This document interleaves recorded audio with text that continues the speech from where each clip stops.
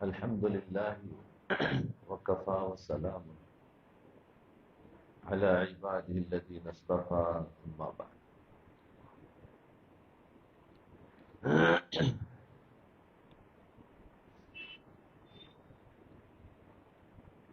آخرت کی پیشی، یعنی آخرت میں اللہ کے سامنے پیش ہونا، اس کے بارے میں ارشاد فرمایا، استاد امتحان کے بعد اپنی جماعت کے طلباء کا تقابلی جائزہ لیتا ہے۔ امتحان کے بعد اپنی جماعت کے طلباء کا تقابلی امتحان لیتا ہے، جائزہ لیتا ہے، موازنہ کرتا ہے۔ استاد اپنے طلباء سے پوچھتا ہے کہ فلاں فلاں نے اعلیٰ نمبر کیوں نہیں لیے، وہ کیوں فیل ہو گئے۔ اس طرح قیامت کے دن اللہ تعالیٰ بھی لوگوں سے پوچھیں گے کہ فلاں فلاں بھی تو تیرے دور میں تیرے ہی محلے میں رہتے تھے، وہ تو اتنے نیک بن گئے کہ تم کیوں نہیں بنے۔ اللہ تعالیٰ ہی پوچھیں، تیرے محلے میں تو بہت سارے تھے، وہ نیک بن گئے، تو کیوں نہیں بنا۔ اس کا جواب دو، اس وقت جواب دینا کسی کے بس کی بات نہیں۔ الیوم نختم علی افواہہم وتکلمنا ایدیہم، آج ہم ان کے منہ پر مہر لگا دیں گے، ان کے ہاتھ اور پاؤں ہم سے بات کریں گے، ہاتھ اور پاؤں بات کریں گے۔ آخرت کی پیشی اور خوف خدا، ارشاد فرمایا ہم دنیا میں غلط کام بھی کر جاتے ہیں اور پھر بہانہ بازی کر کے چھوٹ بھی جاتے ہیں۔ غلط کام بھی کر جاتے ہیں، پھر بہانہ بازی کر کے چھوٹ بھی جاتے ہیں۔ لوگ سوچتے ہیں کہ شاید آخرت میں بھی اس طرح بہانہ بازی کر کے چھوٹ جائیں گے۔ یہ ممکن نہیں، یہ ناممکن ہے۔ وہاں تو بندے کی عاجزی اور بندگی چلے گی، وہاں تو بندے کی عاجزی اور بندگی چلے گی۔ جس نے دنیا میں جتنی عاجزی اور بندگی کا مظاہرہ کیا ہوگا، دنیا میں جتنی عاجزی اور بندگی کا مظاہرہ کیا، جتنا اپنے آپ کو مٹایا، وہ وہاں اتنا ہی زیادہ کامیاب اور کامران ہوگا۔ وہاں کی کامیابی کے لیے یہاں کی کامیابی شرط ہے۔ اس لیے ہم اپنے دلوں میں خوف خدا پیدا کریں، سب سے زیادہ اللہ کی نافرمانی سے ڈرے کہ کہیں اللہ تعالیٰ ناراض نہ ہو جائے۔ ہمارے دلوں میں کم از کم خوف خدا تو ہو۔ اگر محبت بھی نہیں، اگر محبت بھی نہیں، خوف بھی نہیں، پھر تو معاملہ بہت خراب ہے۔ اس لیے خوف خدا پیدا کرے، اپنے آپ کو اللہ رب العزت کی معمولی سی نافرمانی سے بھی ڈرائے، کیونکہ خوف جو ہے وہ بہت اچھی چیز ہے، یہ گناہوں سے بچاتا ہے۔ جی، کسی بزرگ کا مقولہ ہے کہ یہ نہ دیکھ کہ نافرمانی چھوٹی ہے یا بڑی، بلکہ یہ دیکھ کہ کس عظیم پروردگار کی نافرمانی کر رہے ہو۔ اللہ کی نافرمانی چھوٹی بھی ہو تو وہ آخر بڑی ہے، وہ ہمارے نزدیک چھوٹی ہے۔ تو اس لیے اللہ کا خوف پیدا کرنا چاہیے۔ خوف بھی ایک اللہ کی بہت بڑی نعمت ہے، اس کے لیے بھی دعا مانگیں۔ اس لیے انتہائی ضروری ہے کہ کم از کم ہمارے دلوں میں خوف خدا تو ہو۔ اگر خوف خدا نہیں بلکہ ڈھیٹ اور بے شرم بنے ہوئے ہے کہ نافرمانی اور گناہ بھی کرتے ہیں اور اللہ تعالیٰ کو ناراض بھی کرتے ہیں اور رحمت کی امید بھی باندھ کر بیٹھے ہیں، تو یہ بہت بڑی حماقت ہے۔ اللہ سے، اللہ کو تو ناراض کر رہے ہیں اور پھر کہتے ہیں کہ اللہ ہم پر رحم کرے گا۔ یہ حماقت ہے۔ پہلے بزرگ رات بھر عبادت کرتے، پھر سحر میں ایسے روتے تھے جیسے کہ ساری رات کبیرہ گناہ کر کے مرتکب ہوئے، ایسا روتے تھے۔ اتنا خوف ہوتا تھا، ہم ساری رات غفلت کی نیند سوتے ہیں، بعض تو نماز بھی نہیں پڑھتے، مگر امید ایسی لگائے بیٹھے ہیں کہ ہمارے ساتھ بھی وہی رحمت کا معاملہ ہوگا جو صحابہ کرام کے ساتھ ہوا تھا۔ انسان کو اپنے کرتوتوں کا جائزہ لیتے رہنا چاہیے تاکہ سچی اور سچی توبہ کی توفیق ملے اور زندگی میں صالح انقلاب آ جائے۔ جس میں نہ ہو انقلاب، موت ہے وہ زندگی، روح کی حیات کشمکش انقلاب۔ تو اس لیے خوف خدا ہمارے اندر ہو، یہ بھی ایمان کا ایک حصہ ہے کہ ایمان ہوگا تو خوف بھی ہوگا، اور ایمان نہیں تو خوف بھی نہیں، ایمان کا ایک حصہ ہے۔ خوف خدا کی برکات، ارشاد فرمائے یہ اصول ہے کہ جس سے جتنا زیادہ ڈرتا ہے اس سے اتنا ہی دور بھاگتا ہے۔ یہ صحیح ہے نا کہ جس سے ڈرتا ہے اتنا ہی دور بھاگتا ہے۔ جو جانور سے ڈر رہے ہوتے ہیں وہ ان سے اتنا ہی دور بھاگ رہے ہوتے ہیں، مگر اللہ کا ذکر ایسی چیز ہے کہ جتنا اللہ تعالیٰ سے زیادہ ڈرے گا اتنا ہی اللہ تعالیٰ کے زیادہ مقرب ہوتا جائے گا۔ دنیاوی معاملے میں جس سے جتنا ڈرتا ہے اتنا دور بھاگتا ہے کہ نہیں؟ سانپ سے ڈرے گا، بچھو سے، جانور سے، شیر سے، انسانوں سے جتنا ڈرے گا اتنے دور بھاگتا ہے۔ لیکن دین کے معاملے میں جتنا انسان اللہ سے ڈرے گا اتنا قریب ہوگا۔ عقل تو کہتی ہے کہ اللہ کا ڈر کی وجہ سے دور جانا چاہیے، نہیں، اللہ کا جتنا ڈر ہوگا اتنا اللہ سے قریب ہوگا۔ یہ عجیب چیز ہے، جتنا اللہ تعالیٰ سے زیادہ ڈر ہوگا اتنا اللہ تعالیٰ کے زیادہ قریب ہوتا جائے گا۔ ارشاد فرمایا انسان دو قسم کے انسان ہیں، ایک عبادت بھی بہت کرتا ہے مگر ساتھ غیبت بھی کرتا ہے۔ دو قسم کے انسان ہیں، ایک عبادت بہت کرتا ہے مگر ساتھ میں غیبت بھی کرتا ہے، بہتان بھی باندھتا ہے، دوسروں کا دل بھی دکھاتا ہے، بدگمانیاں بھی کرتا ہے۔ دوسرا انسان ہے کہ عبادت تو زیادہ نہیں کرتا، بس فرائض اور سنتوں کا پورا اہتمام کر لیتا ہے مگر گناہ سے بچتا ہے، پرہیزگاری اختیار کرتا ہے۔ یہ دوسرا انسان متقی ہے، وہ پہلے والے سے کہیں زیادہ افضل ہے۔ بتاؤ، پہلے والا کیا کرتا تھا؟ عبادت بھی بہت کرتا تھا مگر ساتھ میں گناہ بھی کرتا تھا، غیبت ہے، بہتان ہے، دوسروں کا دل دکھانے، گناہ ہے۔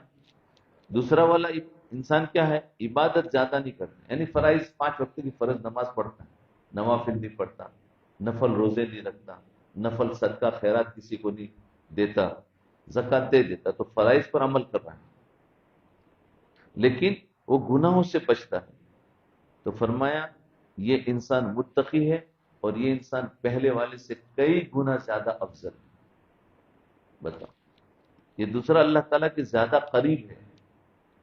تو یاد رکھے، صرف نفلی عبادت سے انسان آگے نہیں بڑھتا، پہلے نمبر پر فرائض کو اور گناہوں سے بچنا یہ بہت ضرور، اس کے بعد اس کو نفل عبادت اور زیادہ درجات بلند کرا دیتی ہے۔ جو کوئی اپنے آپ کو اللہ تعالیٰ کے ہاں بلند مقام پر دیکھنا چاہتا ہے، جو کوئی اپنے آپ کو اللہ تعالیٰ کے یہاں بلند مقام پر دیکھنا چاہتا ہے تو وہ دیکھے کہ وہ کتنا گناہوں سے بچتا ہے۔ اسی دنیا میں پتہ چل جاتا ہے اس کو کہ میرا مقام اللہ کے ہاں کتنا ہے، مرنے کی بات نہیں، یہی پتہ چل جاتا ہے، انسان غور نہیں کرتا۔ تو ایک علامت کہ جو جتنا گناہوں سے بچتا ہوگا وہی اللہ تعالیٰ کے یہاں بلند مقام پائے گا۔ یہ دیکھو، گناہ نجاست حکمیہ کی طرح ہے جی، ان کے ذریعے اللہ تعالیٰ کا قرب حاصل کیسے حاصل ہو سکتا ہے؟ گناہ جو ہے وہ نجس ہے بھائی، نجاست حکمیہ یعنی کہ نجاست ہو تو وہ انسان وضو پاک نہیں رہ سکتا، پاکی کے لیے تو اس کو پاکی اختیار کرنی پڑے گی۔ تو اسی طریقے سے گناہ جس کے اندر ہو تو وہ انسان پاک نہیں ہے تو اللہ کا قرب کیسے حاصل کر سکتا ہے؟ بلکہ گناہ تو اللہ تعالیٰ کی ناراضگی کا سبب بنے ہیں۔ ارشاد فرمایا باطنی گناہ جو اندر کے نجاست حکمیہ کی طرح ہے، ایک نجاست حقیقیہ ہوتی ہے اور ایک نجاست حکمیہ ہوتی ہے کہ جس کو ہم سمجھ نہیں سکتے۔ حکم لگا دیتے کہ نہ، جیسے ری ہے، ری ہوا خارج ہوئی تو یہ ایسی نجاست ہے کہ اس کو نجاست حکمیہ کہتے ہیں۔ اس لیے بغض، غیبت، جھوٹ، بہتان اور ہر چھوٹی بڑی نافرمانی سے بچنا ضروری ہے۔ تو یاد رکھیں، باطنی گناہ نجاست کی طرح ہے۔ کون سی باطنی گناہ؟ بغض ہے، غیبت ہے، جھوٹ ہے، بہتان ہے، بد نظری ہے، چھوٹی بڑی نافرمانی ہے، سے بچنا ضروری ہے، ورنہ باطن خراب ہو جائے گا۔ جس بندے کے دل میں گناہوں کی میل ہوگی اس کا دل اللہ تعالیٰ کے ساتھ نہیں جڑ سکے گا۔ گناہوں کی میل ہوگی اس کا دل اللہ تعالیٰ کے ساتھ نہیں جڑ سکے گا۔ اس لیے ایک ہی علاج ہے کہ گناہوں سے جان چھڑاؤ۔ دیکھو، پورا زور گناہوں سے جان چھڑاؤ۔ سابقہ گناہوں کے لیے استغفار کی کثرت کرے اور آئندہ گناہوں سے بچنے کا پکا سچا ارادہ کرے۔ گناہوں سے بچنے کا ایک ہی شافی وافی علاج ہے کہ معافی مانگ کر گناہوں سے جان چھڑاؤ اور اللہ تعالیٰ کا قرب پاؤ۔ جی، گناہ کیا ہے؟ گناہ کیا ہے؟ اللہ تعالیٰ کی نافرمانی اور خلاف شرع کام گناہ کہلاتا ہے۔ اللہ تعالیٰ کی نافرمانی یعنی حکموں کو نہ ماننا اور شریعت کے خلاف جو بھی کام ہے وہ گناہ ہے۔ شریعت نے جس کا حکم نہیں دیا، جیسے رات میں بہت سارے تجارت کے کیا گناہ ہیں وہ سب اس میں آگے، حلال کمائی کے کیا گناہ ہیں تو کمائی کے گناہ رات کے اندر آگے، کمائی کے گناہ ہیں، زبان کے گناہ ہیں، عمل کے گناہ ہیں، بہت سارے گناہ ہیں، گھروں کے رہنے کے گناہ ہیں، جو میاں بیوی کے حقوق کے اندر آگے کہ اس میں کیا گناہ ہوتے ہیں۔ کیوں کہ جہاں گناہ نہیں ہوگا وہاں محبتیں ہوگی، اور جہاں گناہ ہوگا تو وہ، اور گناہ کیا؟ سنت کے خلاف جو عمل ہوا وہ گناہ ہے۔ تو فرمایا گناہ اللہ تعالیٰ کی نافرمانی اور خلاف شرع کام کرنا گناہ کہلاتا ہے۔ جو بھی کام سنت کے خلاف ہو وہ گناہ ہے۔ بے دھیانی میں گناہ کر جائے تو معافی جلدی مل جاتی ہے، یعنی غفلت میں گناہ کر جائے تو معافی جلدی مل جاتی ہے۔ اگر پلاننگ کر کے گناہ کیے جائے تو معافی میں دیر بھی لگ سکتی ہے۔ ارشاد فرمایا کئی دوست سال ہا سال سے بیعت تو ہے، سال ہا سال سے بیعت تو ہے مگر ترقی بہت ہی کم کر رہے ہیں۔ کئی لوگ سال ہا سال سے بیعت ہے اپنے اپنے مشائخ سے، لیکن کوئی 10 سال سے ہے، کوئی 15 سال سے ہے، کوئی 4 سال سے ہے، لیکن ترقی نہیں کر رہے یا کم کر رہے ہیں۔ اس کی دو وجوہات ہو سکتی ہیں۔ ایک، گناہوں سے بچتے نہ ہوں گے، گناہوں سے نہیں بچیں گے تو ترقی نہیں ہوگی، چاہے کتنے ذکر و اذکار کر لیں۔ گناہوں سے بچتے نہ ہوں گے، دوسرا معمولات پابندی سے نہیں کرتے ہوں گے، کبھی کیا تو 2-4 مہینے چھوڑ دیا، پھر کیا 2-4 مہینے پھر چھوٹ گیا۔ اس لیے ضروری ہے کہ ان دو کاموں کا بہت زیادہ خیال رکھے تاکہ ترقی جلد از جلد ہو سکے۔ ارشاد فرمائے کہ ابتدا میں لاکھوں اولیاء اللہ ایسے گزرے ہیں کہ ان کی زندگیاں گناہوں سے ایسی گزر رہی ہے، زندگیاں گناہوں سے ایسی گزر رہی سے کہ ملوث تھے، مگر سچے دل سے توبہ طائف ہوئے تو زندگیاں بدل گئی۔ اللہ والے جو بنے ہیں ان کی بھی زندگیاں بہت سارے ایسے ہیں کہ گناہوں میں ملوث تھی، لیکن توبہ طائف ہو گئے، زندگیاں بدل گئی۔ انہوں نے گناہوں کو چھوڑ دیا تو اللہ تعالیٰ نے ان کو اپنا دوست بنا لیا۔ جو انسان جتنا زیادہ گناہوں سے بچتا ہوگا، جو انسان جتنا زیادہ گناہوں سے بچتا ہے وہ اتنی ہی جلدی اللہ تعالیٰ کا قریب بن جاتا ہے، مقرب بن جاتا ہے۔ اس لیے ہر چھوٹے بڑے گناہ سے بچنے کی ہر ممکن کوشش کرنی چاہیے۔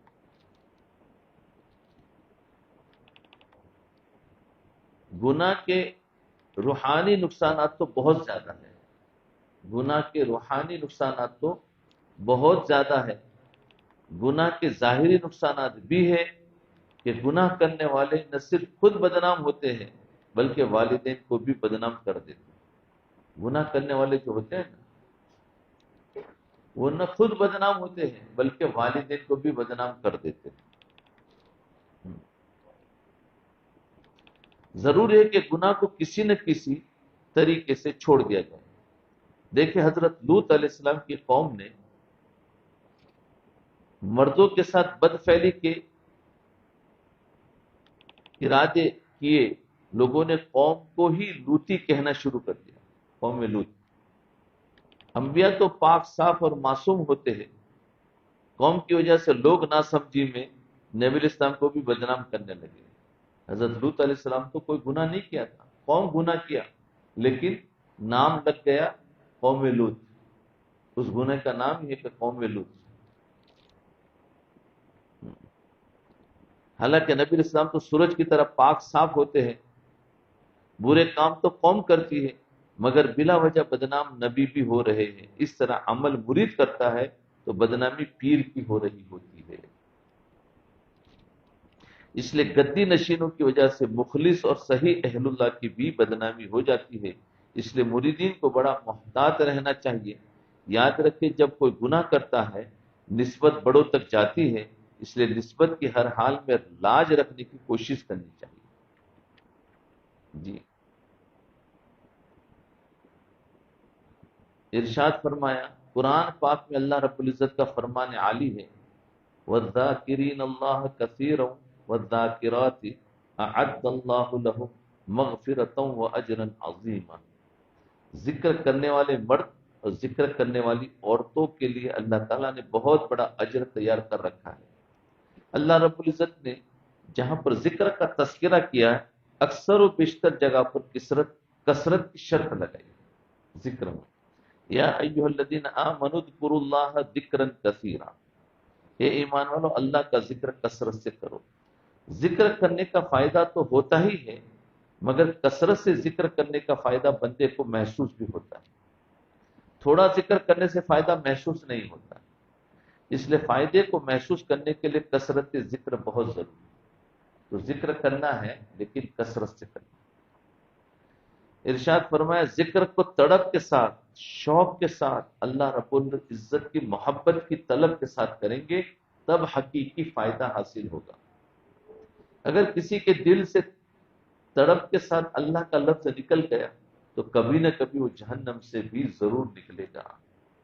حضرت مولانا رشید احمد گنگوئی رحمۃ اللہ علیہ فرمایا کرتے تھے کوئی اللہ کا نام جتنی مرضی غفلت سے لے پھر بھی اثر ہوتا ہے، خواہ کسی کو محسوس ہو یا نہ ہو، فائدہ ضرور ہوتا ہے۔ حدیث شریف میں ہے کہ جب تک ایک بندہ بھی اللہ اللہ کرنے والا ہوگا قیامت نہیں آئے گی۔ اس سے ایک عجیب نکتہ نکلتا ہے کہ قیامت کا اتنا بڑا انقلاب صرف اللہ رب العزت کی برکت نام کی وجہ سے رکا ہوا۔ اللہ رب العزت کی جو نام کی برکت ہے اس کی وجہ سے پورا نظام رکا ہوا ہے۔ سوچیے جس گھر میں کوئی اللہ اللہ کرنے والا ہوگا پھر وہاں چھوٹی بڑی پریشانیاں کیسے آ سکتی؟ جس گھر میں ذکر ہو، اللہ کا نام لیا جائے، اعمال کیے جائے، اس میں پریشانیاں کیسے آئے گی؟ ارشاد فرمایا اللہ کا ذاتی نام اللہ ہے، باقی سب صفاتی نام ہے، باقی سب صفاتی نام ہے۔ یہی ذاتی نام اللہ ہی اسم اعظم ہے، اسم اعظم ہے۔ آخر کوئی حکمت تو ہوگی کہ اللہ تعالیٰ نے اپنا نام اللہ رکھا ہے۔ اسی نام کی برکت سے آصف بن برخیا ملک بلقیس کا تخت پلک جھپکنے میں لے آئے تھے۔ حضرت امام اعظم کی تحقیق بھی یہی ہے، وہ بھی اللہ تعالیٰ کے نام اللہ جل جلالہ ہی کے اسم اعظم ہونے پر متفق ہے، اس لیے کہ ذاتی نام ہے اور ذاتی نام ہی سب سے افضل ہوا کرتا ہے اور وہی ہمارا ذکر ہے، تو اسم اعظم ہی ہمارا ذکر ہے۔ قرآن حکیم میں بھی سب سے زیادہ یہی نام استعمال ہوا ہے، اس لیے مشائخ نقش بند سالک کو شروع ہی سے اسی نام کی مشق اور تکرار کرواتے، اس سے بہت بڑی حکمتیں ہیں۔ جو مضطرب ہے اس کو ادھر التفات ہے، آخر خدا کے نام میں کوئی تو بات ہے۔ اللہ کے نام کا اثر دیکھو، ارشاد فرمایا اللہ تعالیٰ کے نام میں ایسی برکت ہے کہ اگر یقین سے لیا جائے تو بڑے بڑے کافروں کے چھکے چھوٹ جاتے ہیں.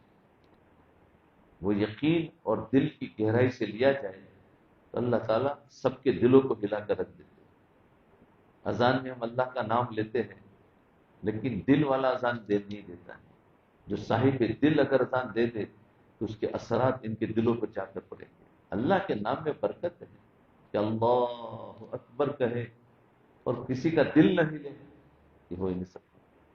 حضور اکرم صلی اللہ علیہ وسلم ایک دفعہ آرام فرما رہے تھے، تلوار درخت کے ساتھ لٹکی ہوئی تھی.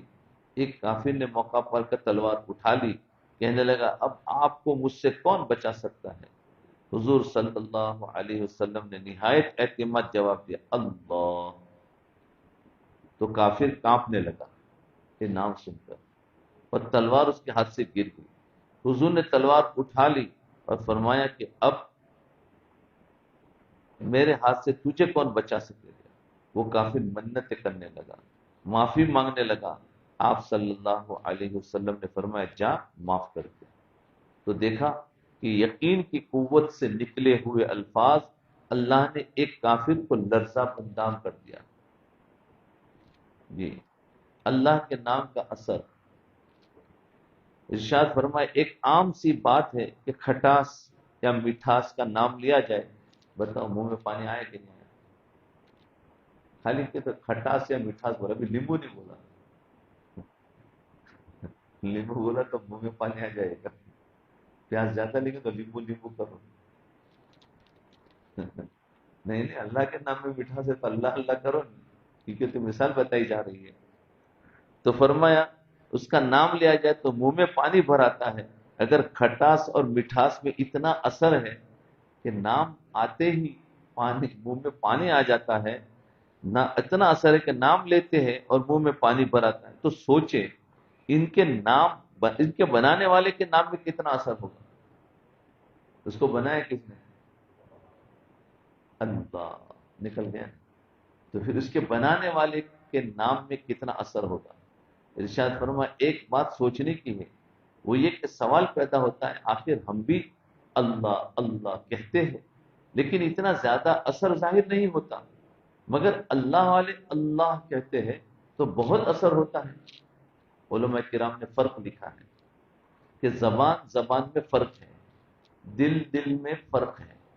اگر دل کے درد کے ساتھ کہیں گے تو زبان پر بھی اثر ہوگا، اور درد کے ساتھ نہیں کہیں گے تو اثر بھی نہیں ہوگا.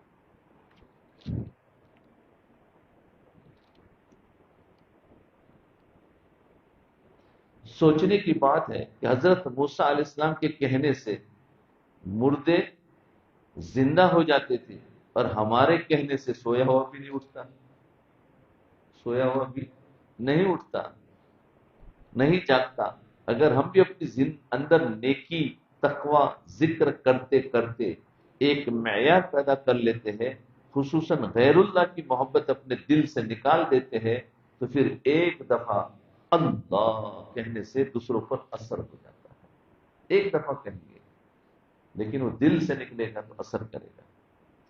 ارشاد فرمایا سالک ہمیشہ کے لیے اپنے دل سے بے تما ہو جائے، تما نہ ہو اپنے دل میں، لالچ نہ ہو کسی چیز کی، خواہشات شہوات تمناؤں سے بے تعلق ہو جائے اور غیر سے اتنا بے تما ہو جائے کہ غیر کو دیکھنے کا ارادہ بھی نہ کرے، غیر کو دیکھنے کا ارادہ بھی نہ کرے، حتیٰ کہ اپنے اندر سے دوسری بیوی کی تما بھی نکال دے. ہاں تما تو سب کو ہے، اتنا ذکر کرو کہ دوسری بیوی کی تما بھی نکل جاتا، پھر لگے گا کہ اب کچھ بنے. یہی سوچے کہ بس اسی سے گزارا کرنا ہے، جو ملی ہے نا کڑوی کسی بھی اسی سے گزارا کرنا ہے. اب یہ مت ڈھونڈو کہ ذرا دوسری کو میٹھی میٹھی لے آؤ، ایک کڑوی سے ہی جنت جلدی مل جائے گی. ہاں اس کو برداشت کر لو. بیوی بھی تو جنت میں جانے کا ایک ذریعہ ہے نا، ہمیں جنت میں لے جائے گی، اس سے کیوں ہم پریشان ہو جاتے ہیں. تو فرمایا ادھر ادھر کے منصوبے بنانا اور سوچنا بھی چھوڑ دے. ذرا فرصت ملتی ہے تو آپس میں باتیں کریں گے تو سب سے پہلے دوسری بیوی کی بات کریں گے. ارے کرتے کہ نہیں کرتے؟ بہت سارے لوگ کرتے رہتے ہیں. اعتکاف میں بہت سو نے کیا بھی ہوگا. تو کیا کرتے ہیں، دوسری بیوی کی باتیں کرتے ہیں، شادی کے منصوبے، چاہے شادی نہیں کریں گے لیکن بس بات کرنے میں مزہ آتا ہے. منصوبے بنائیں گے، پھر فضیلتیں بیان کریں گے، پھر حدیثوں کو لائیں گے، پتہ نہیں کیا کیا سب کرتے رہتے ہیں. پھر کریں گے نہیں، ہمت تو کسی کی بھی نہیں ہے. لیکن بات کرنے کا مزہ آتا ہے. تو بولے کہ چلو کر کے تو نہ دیکھے لیکن بات کر کے تو مزہ لے لیں. سوچنا بھی چھوڑ دے بھائی، ادھر ادھر کے منصوبے بنانا سوچنا بھی چھوڑ دے، اور دوسری شادی کے منصوبوں اور خیالوں کو بھی اس وقت تک دل سے نکالے رکھنا ضروری ہے جب تک دل اللہ کی محبت میں فنا نہیں ہو جاتا. اس کا فائدہ یہ ہوگا کہ ادھر ادھر کے خیالات سے جان چھوٹ جائے گی.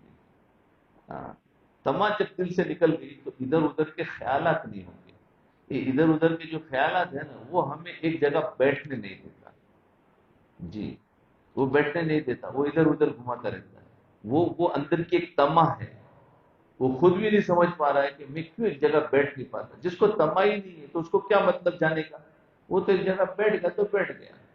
نہ مجھے اس سے ملنا ہے، نہ مجھے اس سے کوئی کام ہے، نہ اس سے کوئی مطلب ہے، پھر انسان کیوں ادھر ادھر جائے گا. تو فرمایا ادھر ادھر کے خیالات سے جان چھوڑ جائے گی اور عبادت میں حضوری کی کیفیت پیدا ہو جائے گی.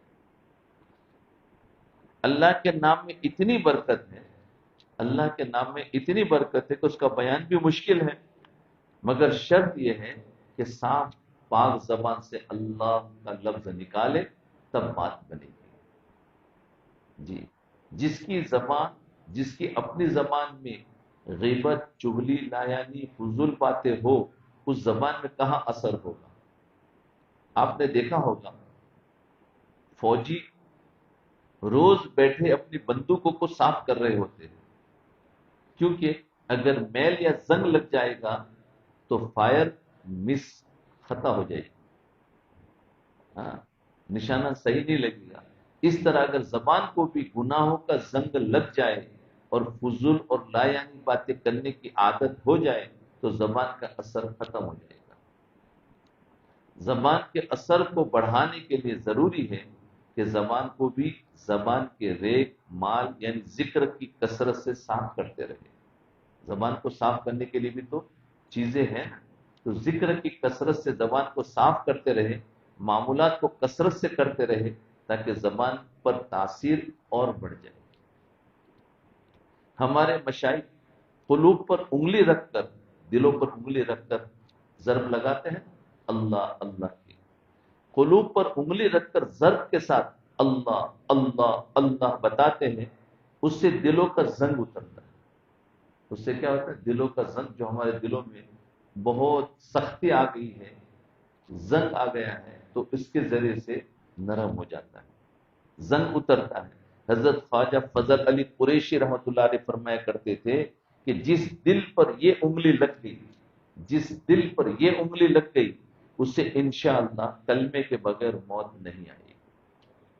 اس پہ کلمے کے بغیر موت نہیں آئے گی.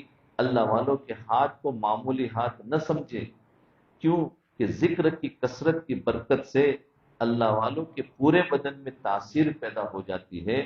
اس لیے علامہ اقبال رحمۃ اللہ نے فرمایا ہاتھ ہے اللہ کا بندے مومین کا ہاتھ، ہاتھ ہے اللہ کا بندے مومین کا ہاتھ، غالب و کار آفرین کار کشا کار ساز. خاکی و نوری نہاد بندے مولا صفات، ہر دو جہاں سے غنی اس کا دل بے نیاز. تو یہ ہے کہ اللہ والوں کا جو ہاتھ ہے، یہ مت سمجھے کہ انسان کا ہاتھ ہے، بلکہ یہ اللہ ہی کا ہاتھ ہے. یہ اللہ ہی کی ضرب ہمارے دلوں پر لگ رہی ہے، تو اس کو نقش کہتے ہیں. یہ اللہ اللہ جو کہا کہ اس کو یہیں سے نقش بندی شروع ہوا ہے کہ یہ دلوں پر اللہ کا نقش کر دیتے ہیں. ہاں، تو اللہ اللہ لکھا نہیں ہے لیکن اللہ اللہ بولا تو دل میں وہ نقش ہو جاتا ہے اور اللہ کی یاد تازہ ہو جاتی ہے. تو نقش بندی جو پڑا ہے وہ نقش کرنے کی وجہ سے نقش بندی اس کا نام آ گیا ہے. ایک ہوتی ہے قابلیت اور ایک ہوتی ہے قبولیت. جی، فرمایا اللہ رب العزت کی شان و عظمت بہت بلند ہے. اللہ تعالیٰ کہ پورے کمالات کا کوئی تصور بھی نہیں کر سکتا. اللہ کے کمالات کو کوئی سوچ نہیں سکتا. اللہ تعالیٰ کے جلال کی حالت میں بھی اللہ تعالیٰ کا جمال ختم نہیں ہوتا. اللہ تعالیٰ جلال میں بھی ہو پھر بھی آپ کا جمال اس پر غالب ہوتا ہے. جب شیطان مردود کر دیا گیا تو اس نے قیامت تک زندہ رہنے کی دعا مانگی. وہ مردود ہو گیا تو کہا میری عمر بڑھا دو. قیامت تک زندہ رہنے کی دعا مانگی. اللہ تعالیٰ نے عین جلال کے اندر بھی جمال کا مظاہرہ فرما دیا اور اس کی دعا قبول کر لی. ایسا نہیں کہا کہ بھاگ جائے ادھر سے تیری کوئی دعا قبول نہیں. عین غصے میں بھی اس کی دعا قبول کر لی. اللہ تعالیٰ کی شان اتنی ہے کہ ہم جیسوں کے لیے تو اس کا تصور کرنا بھی مشکل ہے. کل یوم هو فی شان. وہ ہر روز نئی شان میں جلوہ گر ہوتا ہے. اللہ تعالیٰ کی الگ الگ شانیں ہیں. رمضان میں اللہ کی شان الگ ہو جاتی ہے. تہجد میں عام دنوں میں تہجد میں اللہ کی شان الگ ہے. پورے دن میں شان الگ ہے. الگ الگ شانیں ہیں اللہ تعالیٰ کی. اصل بات قبولیت سے بنتی ہے. اگر قبولیت نہ ہو تو انسان کی قابلیت کچھ نہیں کرتی. قبولیت نہ ہو تو ہماری قابلیت کچھ نہیں کرتی. بڑی بڑی حکومتیں بھی اسلام اور دین کی خدمت کے لیے کچھ نہیں کر سکتی. بلکہ تاریخ بتاتی ہے کہ اللہ تعالیٰ کے یہاں قبولیت نہ ہو اور مردودیت ہو جائے تو بڑے بڑے لوگ اور حکومتیں بھی عبرت کا نشانہ بن جاتی ہیں. فرعون کتنا جابر بادشاہ تھا مگر قابلیت سے عجب و تکبر بھی پیدا ہو سکتا ہے. ہو سکتا ہے. قبولیت سے عاجزی اور بندگی پیدا ہوگی. قبولیت سے کیا ہوگا؟ تکبر نہیں آتا. قابلیت میں تکبر ہوگا بلکہ قابلیت میں زیادہ تکبر. وہی تکبر تو اس کو قبولیت سے روک دیتا ہے. تو اس لیے فرمایا جو قبولیت آ گئی نا تو پھر عاجزی اور بندگی پیدا ہوگی. ابو جہل جو ابو الحکم کہلاتا تھا اس کی کنیت تھی. بڑا قابل تھا. بڑے بڑے جھگڑے حل کر دیتا تھا. یعنی ایسے فیصلے کرتا تھا. بڑے بڑے فیصلے ابو جہل فیصلے کرتا تھا. تو کتنی زبردست قابلیت تھی. اللہ تعالیٰ کے اس کا تکبر اور ہٹ درمی کی وجہ سے قبولیت نہ ہوئی. پھٹکار پڑ گئی. دور ہو گئے. ارشاد فرمایا ولید پلید. ولید جو تھا وہ پلید جو کہ فرید بنتا تھا وحید الزما بنتا تھا مگر اس کی اکڑ کی وجہ سے قبولیت نہ ہوئی اور عبرت کا نشانہ بن گیا. اللہ تعالیٰ نے اس کی مذمت کے لیے اتنے الفاظ استعمال کیے شاید ہی کسی اور کے لیے اتنے الفاظ ایک جگہ استعمال نہیں کیے. اسے مال بہت دے دیا مگر قبولیت نہ کروا سکا. مال اور بیٹوں سے اپنے اندر اکڑ پیدا کر لی جس کی وجہ سے مردود ہو گئے. فاعتبروا یا اولی الابصار. قبولیت بڑی سعادت ہے. تو یاد رکھو اپنے اعمال کو قبول کروانا. ہم اعتکاف میں جتنے دن گزارے تو یہ ہم نے جو عبادتیں کی ہے اس عبادتوں کو قبول کروانا ہے. قبول کروانے کے لیے جو محنت ہے وہ محنت جو کی ہے عمل کی اس سے بھی زیادہ محنت کرنی پڑتی ہے قبولیت کی.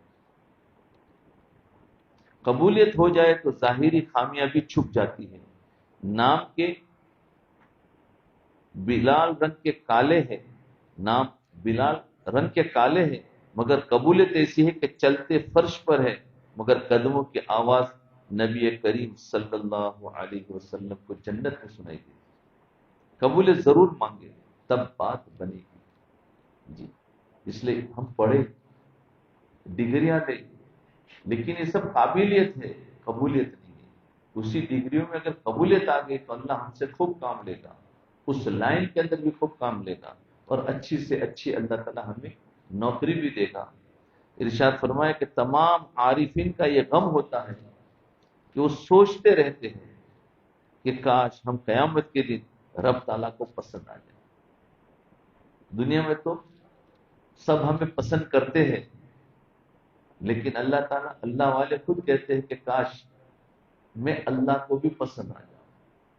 لیکن آج دنیا میں دیکھو لوگ تو اللہ والوں کو پسند کرتے ہیں لیکن اللہ والے کیا کہتے ہیں کہ تمہارے پسند سے میرا کچھ نہیں بنے گا. اللہ کو پسند آ گیا تو سب کچھ ہو گیا چاہے تم پسند کرو یا نہ کرو. تو اس لیے وہ فخر نہیں کرتے کہ لوگوں کو میں پسند ہوں، وہ یہ سوچتے ہیں کہ میرا اللہ کو پسند ہو جاؤ اس کے بعد میں فخر کروں، اور اس کا تو پتہ ہی نہیں ہے۔ اس لیے وہ اور زیادہ ڈرتے ہیں، جتنے لوگ ان کو اچھے الفاظ کہتے ہیں تو اللہ والے اتنے ہی زیادہ ڈرتے ہیں کہ پتہ نہیں اللہ میرے بارے میں کیا کہتے ہیں۔ تو فرمایا کہ تمام عارفین کا یہ غم ہوتا ہے کہ وہ سوچتے رہتے کاش ہم قیامت کے دن اللہ رب العزت کو پسند آ جائے۔ یہ عارفین کی عمر عمر بھی بے قراری ہوتی، عمر بھر کی بے قراری ہوتی ہے، کاش رب تعالیٰ کے ہاں مرتے دم تک قبولیت رہے۔ جہاں اللہ تعالیٰ سے دنیا جہاں کی چیزیں مانگتے ہیں وہاں قبولیت بھی تو ضرور مانگے اللہ تعالیٰ سے۔ یہی بار بار مانگنے کی چیز ہے۔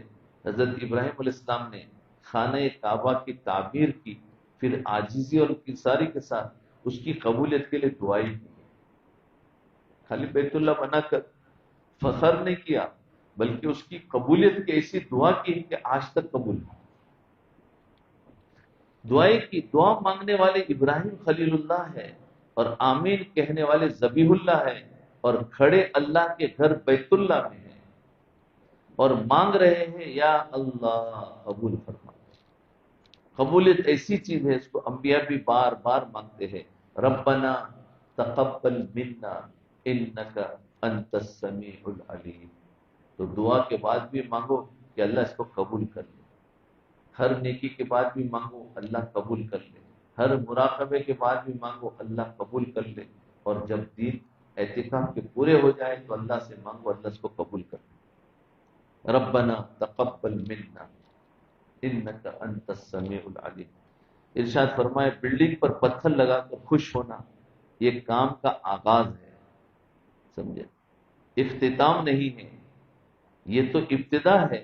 بلڈنگ بناتے وقت پتھر لگا کر خوش ہو جاتے ہیں، یہ تو ابتدا ہے، آگے کتنی محنت ہے بلڈنگ کو پورا کرنے میں۔ تو فرمایا یہ تو ابتدا ہے، قبولیت تو محنت و مجاہدہ کرنے اور ساتھ عاجزی کرنے سے ہوگی۔ قبولیت کے لیے تو بار بار دعائیں مانگنی پڑے گی۔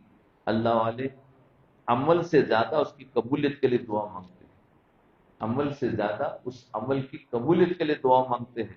جب کسی قوم کا، جب کسی کام کی قبولیت ہو جاتی ہے تو پھر عمل کی بھی زیادہ سے زیادہ توفیق مل جاتی ہے۔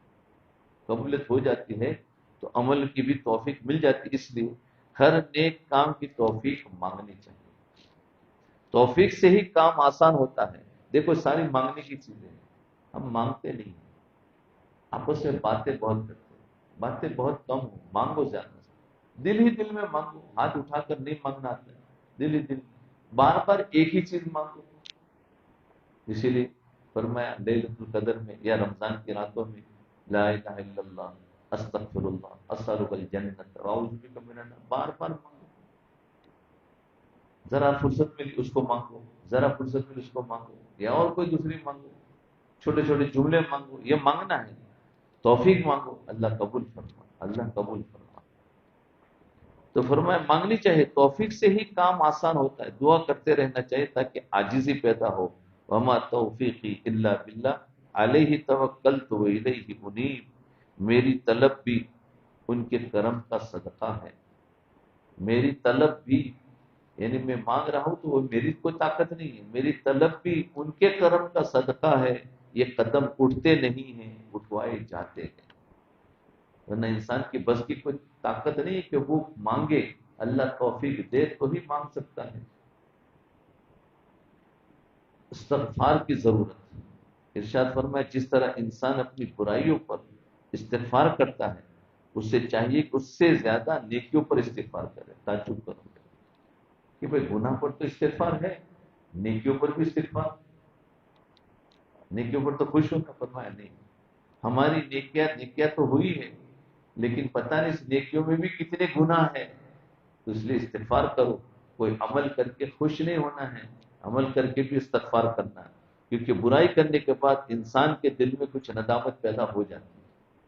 برائی کرنے کے بعد جب انسان کوئی برائی کرے گا، گناہ کرے گا، تو دل میں خود بخود ندامت ہوتی کہ نہیں ہوتی؟ بولو، کوئی بھی غلطی کرنے کے بعد ندامت ہو جاتی ہے، لیکن بتاؤ کبھی اچھائی کرنے کے بعد ندامت ہوتی ہے؟ وہ تو ضرور خوشی ہوگی، تو اس خوشی کو ہٹانے کے لیے فرمایا استغفار کرو۔ اس لیے گناہ سے استغفار کرنا کوئی کمال نہیں ہے، نیکی کر کے استغفار کرنا یہ کمال ہے کہ گناہ سے تو ندامت خود آ گئی، اور ندامت ہونا یہی تو استغفار ہے۔ لیکن نیکی کر کے بڑائی آ گئی ہے، تھوڑا سا عجب آ گیا ہے، اور کوئی زیادہ نیکی کریں گے تو زیادہ عجب آ گیا ہے، تو فرمایا استغفار کرے، اس لیے فرمایا۔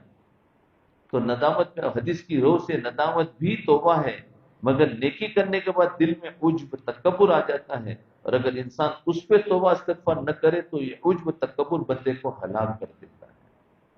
اس لیے فرمایا نیکی کرنے کے بعد توبہ استغفار کرے، ہر نیکی کے بعد استغفار کرے۔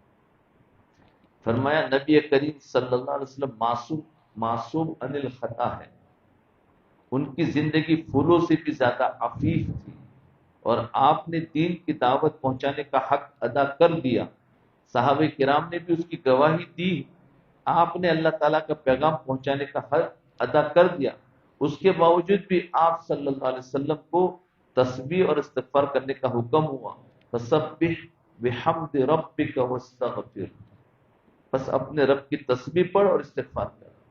حالانکہ آپ تو معصوم ہیں، اچھا کام بھی پورا کر دیا، پھر بھی کہہ رہے ہیں تسبیح پڑھو استغفار کرو۔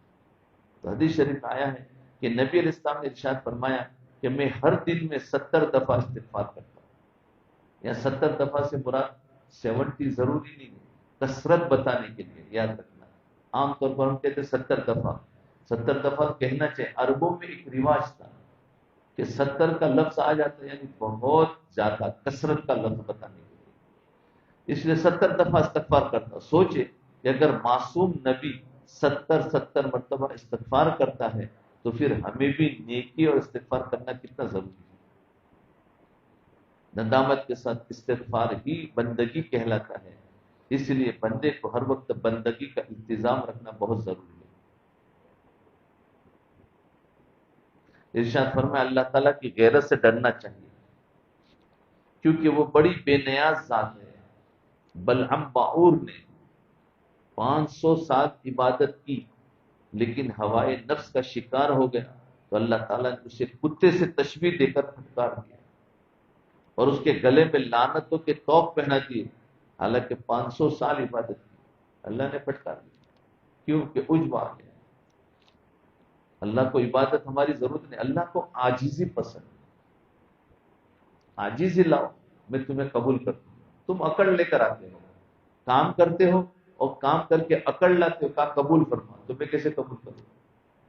عاجزی لے کر آؤ، کام کر کے عاجزی لاؤ تو پھر میں قبول کر لوں گا۔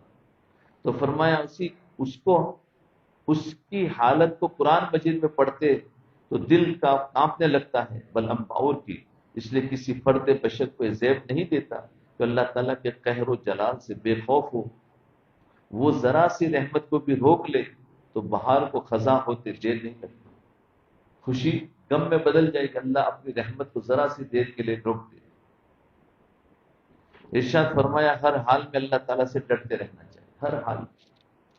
اگر کچھ عمل نہ کر سکے تو بھی ڈرے، کچھ عمل نہ کر سکے، بھائی کہتے ہیں بہت سارے کہ میرے سے نہیں ہوتا ہے عمل، تو ڈرے، اور اگر اعمال کرے پھر بھی ڈرے۔ تو اعمال ہو تو بھی ڈرنا، اور اعمال نہ ہو تو بھی ڈرنا، اعمال ہو تو بھی کارگزاری بھیجو، اور اعمال نہ ہو تو بھی کارگزاری بھیجو، سمجھے؟ ہم کہتے ہیں کچھ کیا ہی نہیں تو کیا بھیجے، تو یہی بھیجو کہ کچھ نہیں کیا۔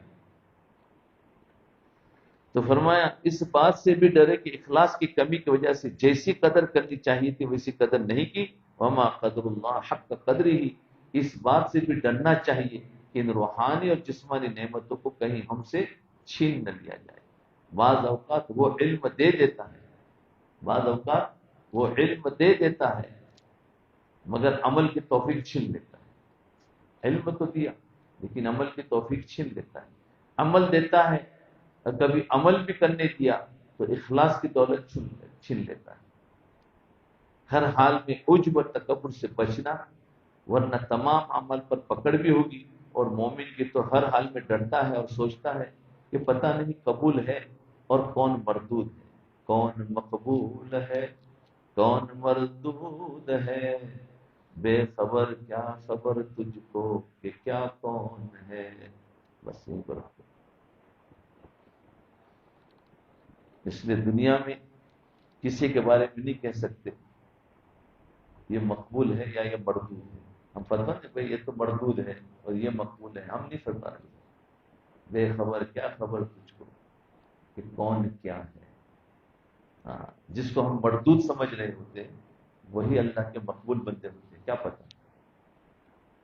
ہاں، اندر کی کیفیت کو ہمیں پتہ نہیں. بعض لوگ اپنے ظاہر کو ایسا چھپا دیتے ہیں ہم سمجھتے ہیں مردود ہے. اس لیے ہمیں فتویٰ نہیں، ہر ایک کے ساتھ اچھا گمان رکھو. سب سے اچھی بات سب اچھے ہیں میں ہی مردود ہوں، تو اپنے آپ کو اللہ سے منوا ہے. تو انشاءاللہ ابھی پتہ نہیں 1-2 دن رہ گئے تو اللہ تعالیٰ سے دعا مانگے کہ اللہ ہمیں جتنے دن باقی اس کی قدر کی توفیق عطا فرمائے، جو کوتاہیاں ہوئی اس کو معاف فرمائے، اور آئندہ ایسی مجلسوں کے ہمیں قبول فرمائے. ایسا نہ ہو کہ ہمارے آخری مجلس اللہ بار بار قبول فرمائے کہ اللہ سے ابھی سے مانگے تو اللہ آئندہ کے لیے قبول کرے گا. ہم نے کہا وہ تو آئندہ رمضان آئیں گے پھر مانگیں گے، ابھی سے کیا مانگنے کی ضرورت ہے. نہیں نہیں، ابھی سے مانگنا چاہیے کہ اللہ تعالیٰ نے ابھی سے قبول کر دیا تو پورے سال اللہ توفیق دے گا مانگنے کی، اعمال کرنے کی، عاجزی کی. تو انشاءاللہ تھوڑی دیر مراقبہ کریں.